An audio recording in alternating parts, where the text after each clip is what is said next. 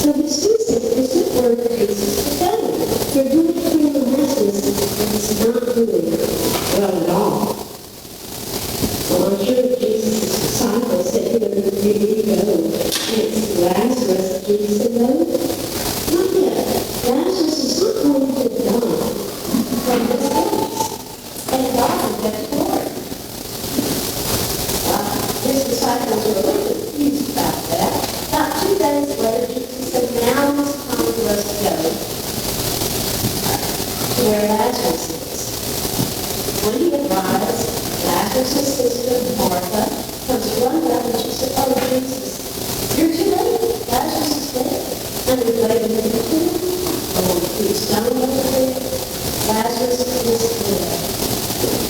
Jesus told Mary and her sister Martha, Mary, to take them to the tomb. And when we got to the tomb, he asked them to roll back that big stone. And Jesus called out, "Come out, Lazarus!" Silent voice. Okay. Who did it? Lazarus came out. Lazarus was not here. Lazarus wasn't even sick anymore. Now, how would you like to have a best friend like that? Wouldn't that be awesome? And best friend I had as a child, we would play with each other, and we'd hang out together all the time. We told each other a little special secrets. But my friend couldn't do what Jesus did. So if you're looking for the very best friend, the best gift that you can ever get is Jesus. Let's bow our heads. Oh, dear Lord, we gather here on a beautiful day, and we thank you for all here in our church. We thank you for having this good to be gathered and pray for you. But most of all, I thank you for our gift and all our purposes.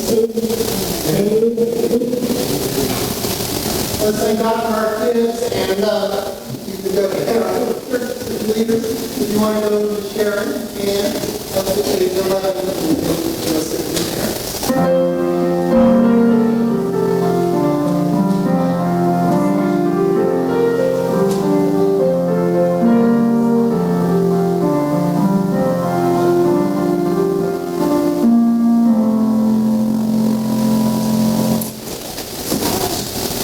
During the 16th and we read from the Gospel of John, the stories are long. You may notice the past couple of weeks. The dialogue with the woman at the well is very long. Jesus healing the blind man and the ensuing debate about who sinned. That's a long story. And this, too, is a long story of raising Lazarus from the dead. So, one way that you might look at this one is you feel like you're not doing anything, but you can turn to the two Bibles and read along with me. I'm going to take a couple of breaks and then explain a couple of things, a couple of misconceptions in the story. And we'll kind of break it up a little bit. From John chapter 11. A certain man, Lazarus, was ill.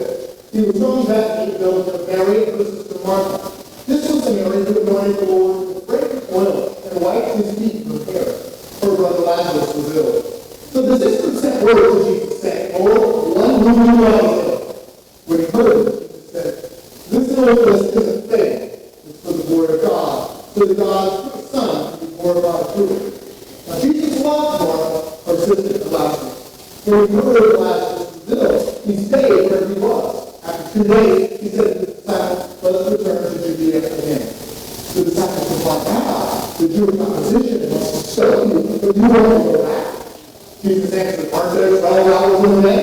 Whoever walks in the day doesn't stumble because they see the light of the world. But whoever walks in the night does so because the light isn't in him." He continued, "I think Lazarus is asleep, but I'm going in order to wake him up." The disciples said, "Oh, Lord, sleep. Go get up." They thought Jesus and Lazarus was going to be asleep. So Jesus had spoken of Lazarus' death. Jesus told him plainly, "Lazarus has died. For your sake, I'm going to where going glad I was sick, so that you and believe. Let's go. Then Thomas, the one called Didymus, said to the other disciples, let us go too, and we may God Jesus. When Jesus arrived, he found that Lazarus had already given him food for 4 days. Bethany, a little less than 2 miles from Jerusalem, many Jews had come to comfort Martha and Mary after their brother was dead. When Martha heard that Jesus was coming, she went to meet him, while Mary remained in the house. Martha said to Jesus, Lord, if you had been here, my brother would have died. Even now I know that whatever you ask God, God will give you. That is Martha complaining. Now some people say, well, yeah, here's so. But other people think, oh, that would be bad if she was complaining. So they try to say, oh, no, she's not complaining. She's stating a fact. But the truth is, yes, she's complaining. And that's okay. That's a good thing and a normal thing in the faithful Judaism. If you read any of if you pray the Psalms, if you look at Jesus himself, it's appropriate to complain to God, to take your complaints to God.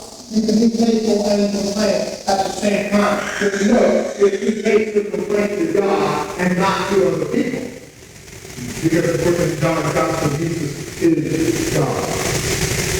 So she says, even now, she's faithful. She knows whatever you ask God will give you. Jesus told her, your brother will rise again. Well, replied, I know he will rise in the resurrection on the last day. So Jesus said to her, I am the resurrection and the life. Whoever believes in me will live, even though they die.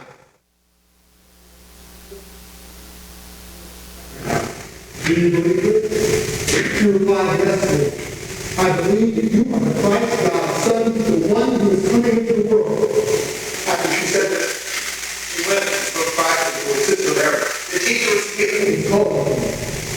When Mary heard this, she got up quickly and went to Jesus. He had to hear the village, still thanks for Martha and Mary. The Jews who were coming to Mary saw her get up quickly and leave, they followed her. As soon as Jesus opened the morning at the tomb. When Mary arrived, where Jesus was and saw him, she fell at his feet and said, Lord, if you had been here, my brother wouldn't have died.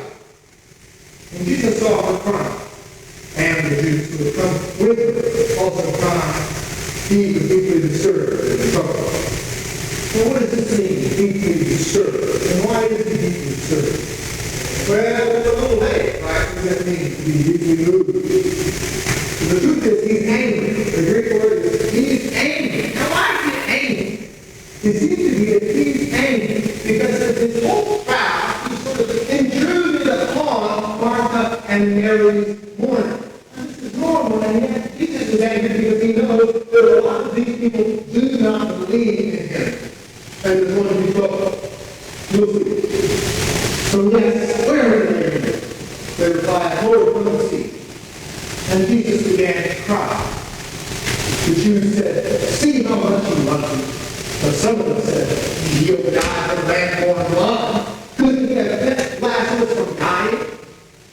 You see why Jesus is upset? These folks who don't know him and don't believe in him are interpreting his actions and in a shallow way and therefore criticizing. You see why he's angry? Because Jesus is not crying because he loves Lazarus. Of course he loves Lazarus. He loves Mary and Martha as well. He loves everybody. Jesus is crying because these people think that death is more powerful than God. They are so distraught, so overcome by their mourning, that they do not yet believe that God is more powerful than death. This is why he's angry. This is why he's so upset and sad.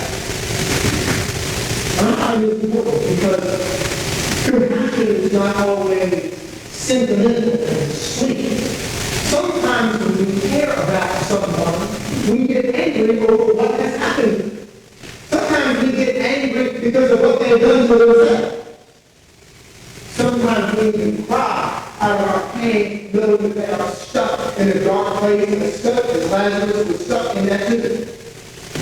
Some of you have had parents cry over you because they love you, or they've gotten angry at you because they love you. Angry, crying. This is a normal part What could happen? What would you do? The angry. Got angry. Jesus is angry and he's sorrowful because of what they're going through.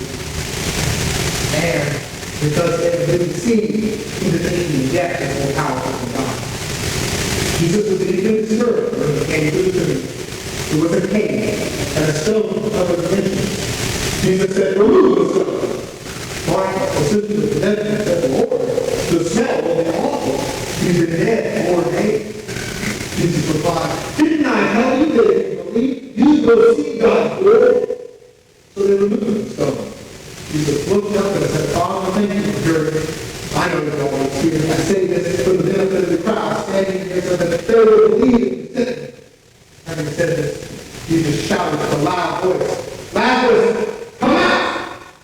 The dead man came out, his feet bound and his hands tied, and his face covered with cloth. Jesus said to him, untie him and let him go. Therefore, many of the Jews who came with Mary and came to Mary and saw what he did believe him. And then others go and tell Pharisees who didn't plot Jesus' death. The word of God, the people of God, let's pray. Dear God, we are thankful for hearing the word from this ancient text, written by the faithful disciples. God, help us to hear the word from my mouth, let these words out of my ears of God. Amen. This past week, I talked with one of our Christians to do a lot of things have been going right in her life. A lot of things have been getting into place. A job, a car, a new house. But then it all seemed to start falling apart. The car stopped working, you can't go to work. And then you can't go to work, you didn't get paid in order to pay your bills. Even when things seemed to be so good, all of a sudden it started falling apart again. So I helped her a little bit as I could, and things got back on the right track. Somebody helped with the car, somebody helped with the power bill. And the next day after this is all kind of cleared up, I sent her a text. I said, I'm proud of you for not giving up. She said, thank you so much. I'm proud of myself because I was at my wit's end and I could not carry it anymore. I was ready to give up. So you're a strong person and I believe in you. She said, thank you. Not many people do believe in me. I've been let down my whole life. A couple weeks ago, I sat outside a coffee shop with a man in his 40s. And he told me that he took communion here. It had been the first time he took communion since he was 10 years old. And I was moved. Because communion is the symbol of the community. It gives us life. It brings us back from the dead. The stories of these two people are people coming back from the dead, from spiritual death and anger. And I want you to know that the only people I know in this church will experience spiritual death. Some of you have experienced spiritual death, and maybe you're experiencing it even now. Because you can look good on the outside, but you can still experience spiritual sickness and death on the inside. And there's a lot of causes of it. Sometimes your little physical sickness can bring you to spiritual sickness because you can be depressed. Or it's anxiety. Or it's the death of your father or mother, the death of a child. The loss of a job, or when your car breaks down. All of this can lead to spiritual death. But the good news is that God just can't make you better when you're sick. God can bring you back from the grave. I've seen it happen. And some of you have come back from the grave. And you know what? The good news, you can't just come back from the grave. You can be part of the living body of Christ and help bring other people back from the grave. And it might be as simple as helping helping them when they're out. It might be as simple as helping them get their car fixed. It might be as simple as tutoring them. It might be as simple as listening to them when nobody else listens to them. Or encouraging them and saying, I believe in you when nobody else has said that in a long, long time. That can bring people back from the grave. But I got bad news. On the rest, you should keep reading in God's gospel. Because things happen as a result of Jesus bringing Lazarus back from the dead. This is the final sign in John's gospel. Because what happens to Jesus leaves for a little while, comes back to Mary and Martha's and Lazarus' house. Mary anoints his feet with oil. And it is said that the Pharisees, the religious perfectionists, not only are they plotting to kill Jesus, but they're plotting to kill Lazarus as well. Because people believe in Jesus because of Lazarus being back from the dead. Now, why do I say this? I said, the thing about Lazarus, he just gotten back from the dead, people want to kill him. But some of you have been in that situation too. Even when you come back from the grave of spiritual death, there are still forces at work against you. Sometimes there are people who are not your friends, who are bringing you down. But in my case, it's more internal enemies than external enemies. You know what I'm talking about? Pride, arrogance, judging people, laziness. These are my internal enemies that are worse than any people I've got in my life. But they are still at work, trying to kill my spirit. You know, the devil doesn't need to turn you into someone who's hateful. The devil just needs to turn you into someone who doesn't care at all. That's what the devil does.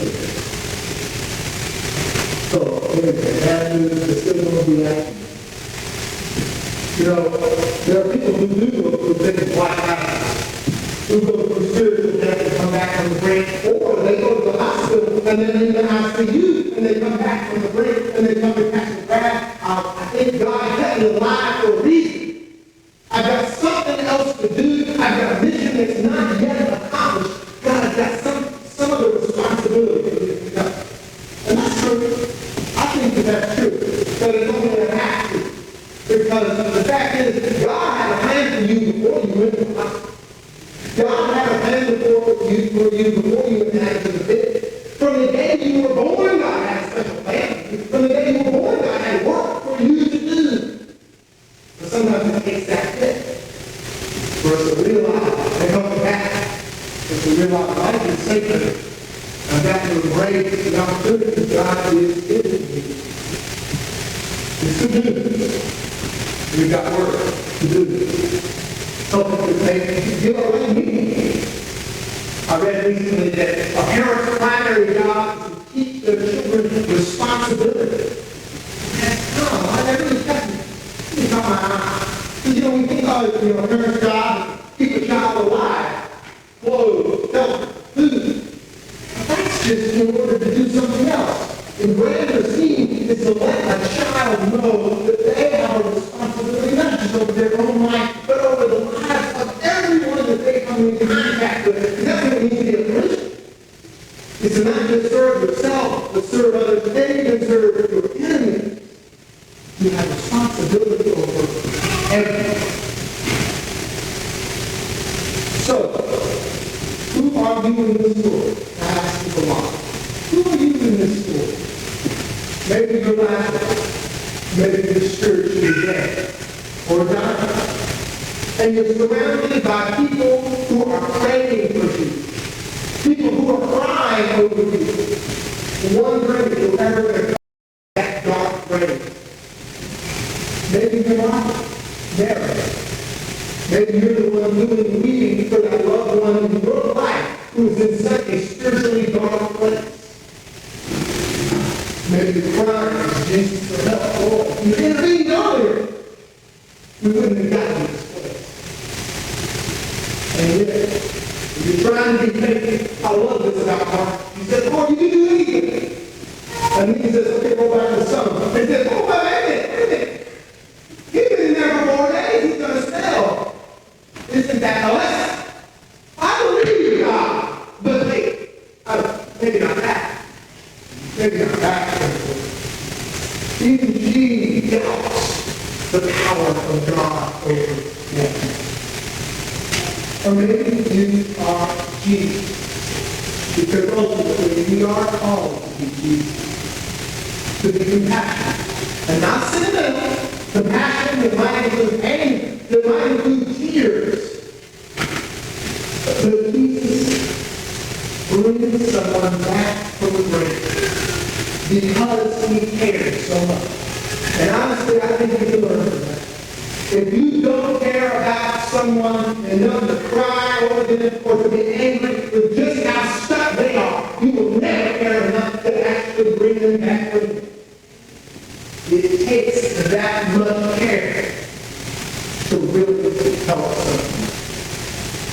But the good news is that, I don't know exactly what happened after you died. Every different person I talk to has a different opinion on the afterlife. But I trust that I'll be with God in some way. Or at least I want to be like I want to be, even if I have to die. The God's power is bigger than the power of death. But that is sort of like this start after I'm in the grave. Starts now. Those who believe in me and live will never die. The eternal life starts today. And I have experienced that. I experienced that in a month and a half after my grandmother died. I experienced that in a monastery in Alabama. And I experienced it in this sanctuary. In worship, talking when I said, no, this is not you. And I trust and hope and invite you to experience that spiritual, eternal life as well.